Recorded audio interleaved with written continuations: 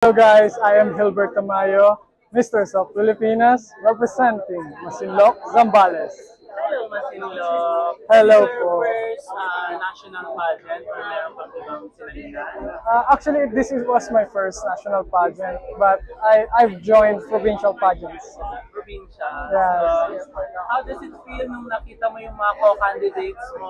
Ano yung naramdaman mo? Well, seeing them from different places of the Philippines, that they are so very handsome. But guys, hindi tayo magpapatalo, Masinloc, Zambales tayo. Yes, mga matatapang, sabi Yes. nila. If ever meron kang mga kasama sa stage or last 2 months standing, sino yun? Well, I think that would be Zambales. Yes. Kakilala mo sa Zambales. Yes, I know Zambales that because we've already competed in the same provincial pageant.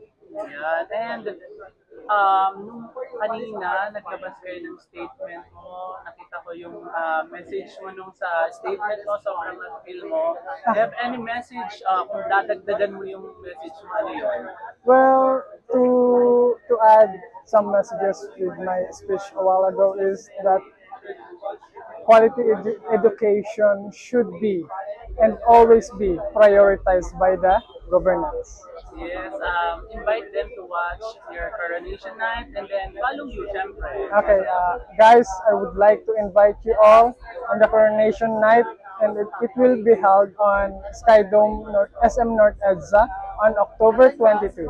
And I would like you guys to invite. I would want to invite you guys to like and share my social media accounts, which is Gilbert Tamayo.